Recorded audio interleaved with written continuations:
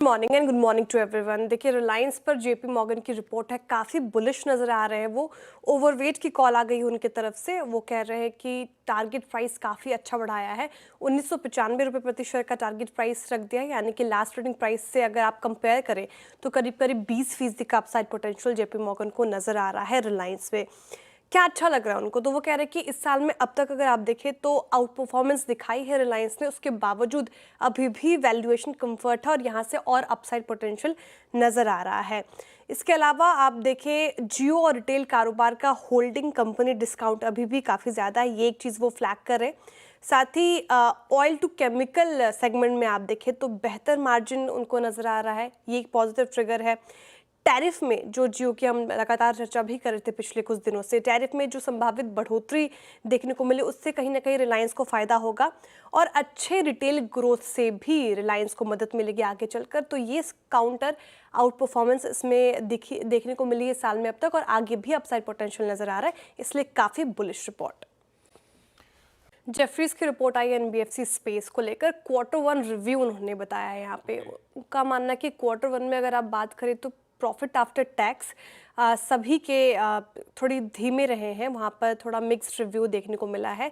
ज़्यादातर सेगमेंट्स में अगर आप देखें तो स्ट्रेस बढ़ा है, ग्रोथ धीमी रही है। सिर्फ गोल्ड कंपनीज को अगर आप छोड़ दें तो ज़्यादातर सेगमेंट्स में स्ट्रेस रहा है। इसके पीछे के कारण जेफरीज ने बताए कि स्लगिश इकोनॉमी यानी कि सुस्त अर्थव्यवस्था एक बड़ा कारण रहा, साथ ही अनसीजनल रेन ने भी कहीं ना कहीं खेल खराब किया। नेट इंटरेस्ट मार्जिन के मोर्चे पर quarter on quarter basis stability देखने को मिली है, लेकिन Q2 से जेफरीज को उम्मीद है कि नेट इंटरेस्ट मार्जिन में सुधार हो सकता है। खासकर अगर आप बात करें एसबीआई कार्ड और चोलामंडलम फाइनेंस को लेकर, वो थोड़ा ज़्यादा पॉजिटिव नज़र आ रहे हैं।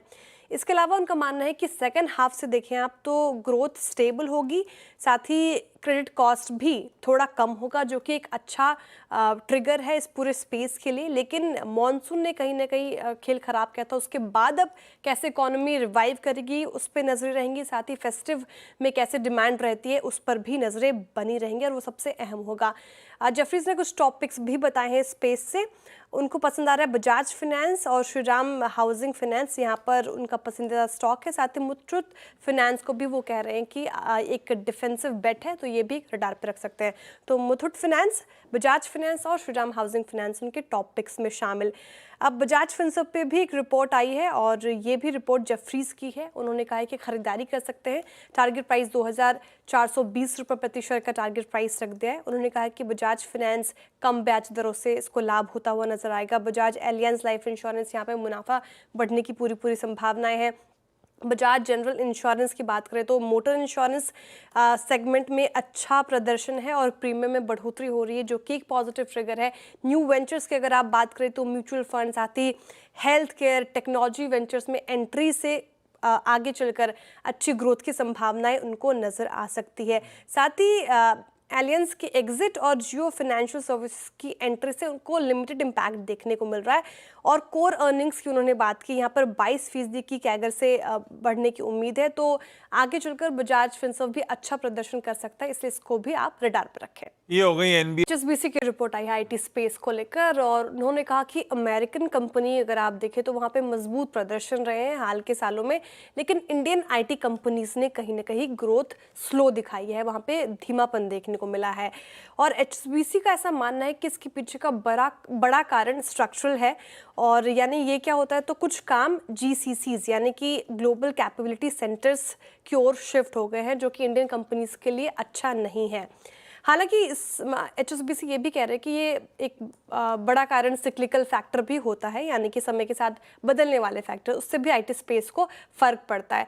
लेकिन फिलहाल आईटी स्पेस दबाव में है, आगे चलकर उन्होंने उम्मीद जताई है कि शायद यहाँ पे सुधार देखने को मिले, लेकिन फिलहाल अगर नियर टर्म में बात करें तो आईटी स्पेस दबाव में। एचएसबीसी की रिपोर्ट आई है, वो कह रहे हैं कि पेस्टिसाइड्स की कीमतें अब बढ़ने लगी हैं और मेजर हर्बिसाइड्स अगर आप वहाँ पे नज़र रखेंगे तो स्टॉक में कमी आई है। लेकिन नज़रें कहाँ रहेगी, नज़रें रहेगी चाइना की पॉलिसीज़ पर। चीन ने कहा है कि आउटडेटेड प्लान्स को वो हटाएंगे, साथ ही अनऑर्गेनाइज्ड कंपटीशन को कम करने पर उनका जोर रहेगा। इससे क्या होगा, तो इनएफिशिएंट प्लांट्स बंद होंगे, जिससे कि सप्लाई घटेगी। सप्लाई घटने का मतलब है कीमतों में उछाल आएगा, और इससे हो सकता है कि इंडियन कंपनीज, केमिकल कंपनीज, साथ ही बाकी देशों की कंपनीज को फ़ायदा हो।